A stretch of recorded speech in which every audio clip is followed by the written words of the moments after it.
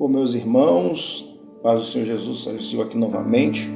Hoje o assunto é completamente diferente dos últimos que gravei. Hoje vamos falar aqui da lei do sábado, que é aí o quarto mandamento do Senhor, dado ali para o povo de Israel, para que fossem ali instruídos aí as leis mosaicas sobre o povo, incluída a lei mosaica sobre o povo, tá?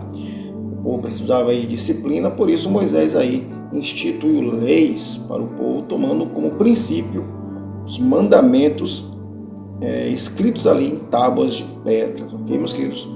Também vamos falar também da graça, como se separar a lei, como separar a lei da graça, de forma que a lei não venha anular o sacrifício de Jesus. Mas como assim, irmão? O sacrifício de Jesus não pode ser anulado? Pode sim, porém não a anulação do ato, mas a anulação do efeito para os que vivem pela lei, correto, meus queridos?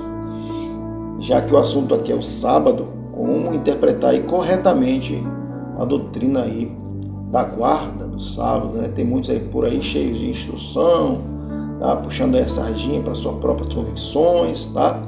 Tem até polêmica envolvendo adventistas, batistas, assembleanos. Um diz que o sábado tem que ser cumprido na íntegra, tá? À risca, Outros dizem que isso é heresia. Mas vamos lá. A minha análise é focada aqui do que realmente importa, que é os textos bíblicos e também a revelação da mesma, ok, meus queridos? Aí você vai tirar aí sua conclusão se existe heresia na maneira com que se tem aí pregado acerca da guarda do sábado, ou aí do sétimo dia, tá? Então vamos lá.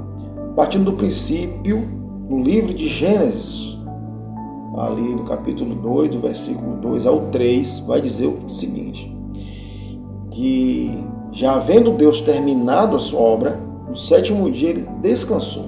Lembrando aqui que descanso é o termo original que significa concluiu, finalizou, e não fadiga, ou deitar numa rede como se estivesse exausto, certo, meus queridos? No versículo 3 ele vai dizer que santificou, tá? Observe que aqui o termo santificou significa separou, certo? E também o abençoou no sétimo dia. Só que existe aqui um segredo nisso tudo. Sabemos que os homens no passado calculavam o tempo se baseando aí nas fases da lua e eventos naturais. Porém, um texto lá de Gênesis que fala sobre a criação vai revelar que o sol e a lua só foram criados a partir do verso 16, do versículo 16 do capítulo 1 de Gênesis, ou seja, como Deus estava contando o tempo. Na verdade, quando Deus abençoou o sétimo dia, já havia aí, quem sabe, anos, séculos nesse trabalho. Tá? 7 não está relacionado aqui a dias contados de uma semana, mas o fim de um trabalho. Vocês entenderam? Vou explicar melhor. Quando Deus abençoou o sétimo dia, significa que ele concluiu, está perfeito, consumado. 7 significa perfeição, tá? E a Bíblia está repleta de textos que se referem aí ao número 7, 7 espíritos, 7 anjos, 7 selos, 7 taças, 7 trombetas e por aí vai. Na verdade, Deus não abençoou o 7 como número, mas o dia, tá? O dia perfeito, pois é isso que o 7 significa na Bíblia, a perfeição. Mas aí você diz, mas irmão, por que então que Deus escreveu nas tábuas dos 10 mandamentos, tá? Como o quarto mandamento, que devemos lembrar do dia do Senhor para santificar, tá? Está lá em Êxodo 20 em diante. Meu querido, se você prestar atenção no texto, ele vai dizer o seguinte: lembra do dia do Senhor para santificar. O dia aqui não é seu. Qual foi o dia que ele determinou, ou que ele terminou a sua obra de criação? No dia perfeito. Então ele está dizendo: separa para mim um dia em que você lembre de mim, de minhas obras, descanse nisso, tenha um dia perfeito na minha presença, tá? Segunda, terça, quarta, quinta, não importa, lembra de mim no dia do teu descanso, tá? Se teu trabalho começa na terça, separa a próxima terça, tá? Se for numa quarta, separa a próxima quarta. O dia tem que ser só para o Senhor, tá? Ou seja, o dia tem que ser perfeito. O sétimo dia tem que ser perfeito ao Senhor. A questão é que quando a lei foi dada a Moisés, já havia contagem dos dias, através das fases da lua, né, e eventos naturais. Uma regra aí definida para os dias trabalhados, e o mandamento aí foi adequado ao sistema deles. Mas não existe um texto claro, tá, que Abraão, Isaac e Jacó, até o povo que ficou 400 anos no Egito, tinha estas regras de guardar o sábado, pois a promessa da salvação e bênção do Senhor estava sobre seus patriarcas, Abraão, Isaac e Jacó, que acreditaram no Deus verdadeiro. E os detalhes de toda a história revelado a Moisés. Até mesmo os 10 mandamentos, onde se inclui aí a lembrança do sábado, tá? Moisés, né? E Moisés instituiu como lei, colocando ali centenas aí de leis pesadas sobre o mandamento, até mesmo a morte. E Deus permitiu, porém não era isso que ele queria. Agora Moisés, pela permissão de Deus, encerrou todos debaixo da lei. Todos, eu digo, os hebreus, né? E pela lei amaldiçoou a todos, não só hebreus, como não hebreus, uma vez que o mandamento é perfeito, mas pela lei a maldição, pois ninguém, absolutamente ninguém, pela lei, se salvaria por causa da dificuldade de cumprimento, praticamente impossível. Portanto, se guardar o sábado, tá, com os mesmos critérios que Moisés instituiu pela lei, tá, onde você não pode trabalhar, pegar em dinheiro, não comer certos alimentos, automaticamente você é obrigado a cumprir os outros 9, pois está escrito que quem tropeçar em um mandamento já descumpriu aí os outros 9. Porém, Deus, sabendo que o homem não teria condições de observar a lei por conta da morte, tá, que toma o poder da lei e condena o homem à morte, tá, porque está escrito que a letra mata, mas o Espírito vivifica, enviou seu Filho através da lei para destruir as obras do pecado pela lei. Só lembrando que foi Moisés que pediu as leis, tá? Moisés disse: Senhor, dai-me leis para governar o povo. Porém, Deus deu a ele o mandamento.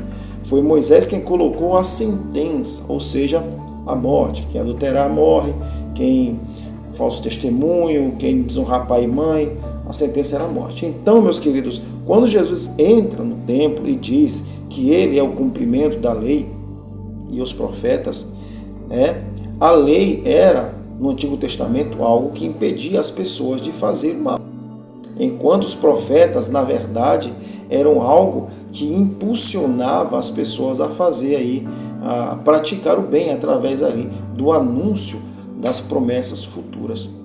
Então Jesus veio não abolir, Jesus não veio abolir isso, mas levá-lo à perfeição, ao cumprimento, tá?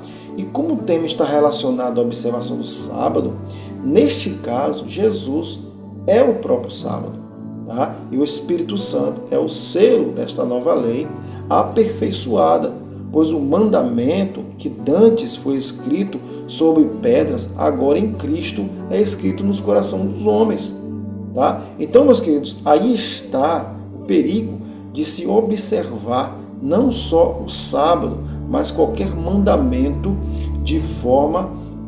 da mesma forma que Israel observa, tá? Mas aí você me pergunta, então os adventistas do sétimo dia pregam heresia ou são aceitos? Nesse caso aí, eu transfiro a pergunta aí para os próprios adventistas, né? O sábado que vocês observam, que tem como regra não trabalhar, não tocar em dinheiro, tá? Não comer aí alimentos ditos impuros, né? Não se assemelha aí à lei de Moisés, uma vez que, pela graça, estas práticas não invalidam a sinceridade da devoção verdadeira, da intimidade verdadeira com Deus, da adoração verdadeira. Tá? Quem vive pela graça não pratica as regras de Moisés, procurando justificação pelas obras da carne. Por isso, que quem guarda o sábado, na perspectiva judaica, anula sua salvação em Cristo para viver pelas obras da lei. E é neste ponto que entra a maldição. Tá? Advento se refere à volta de Cristo. Sétimo dia se refere à esperança de que esta chegada seja no sábado. E é nisto que os hebreus acreditam. Tá? E é muito perigoso, tá? E é muito perigoso isso. Então, meus queridos, não guarde o sábado como o sétimo dia da semana, mas como um dia qualquer dia perfeito para lembrar de quem é o seu Deus e de suas maiores e principais obras. Aliás, a sua maior e principal obra, que foi a remissão dos pecados por seu Filho. Ele é o sábado. Nele está guardada a sua salvação. Deixa a lei do sábado mosaico para Israel.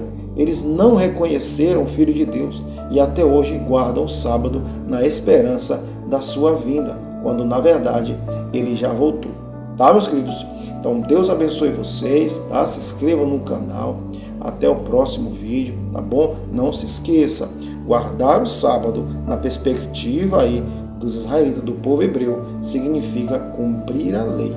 E se você cumpre a lei, tá? Nessa perspectiva, automaticamente você vive por ela. Vivendo por ela, você está debaixo de maldição. E você anula ali o efeito da graça que foi nos dado através do sacrifício de Jesus. Uma vez que Jesus ele já pagou a dívida, já cumpriu o sábado para nós e diz que basta apenas nós amarmos o próximo, fazer a sua vontade, e as outras cerimônias ali, antes ali feita pela lei de Moisés, Jesus cumpriu por nós, porque ele sabe que o homem não é capaz de cumprir toda a lei, a não ser que esteja nele. Tá bom, meus queridos? Deus abençoe vocês. Até o próximo vídeo. Se você gostou aí, deixa seu like, seu comentário, se inscreve.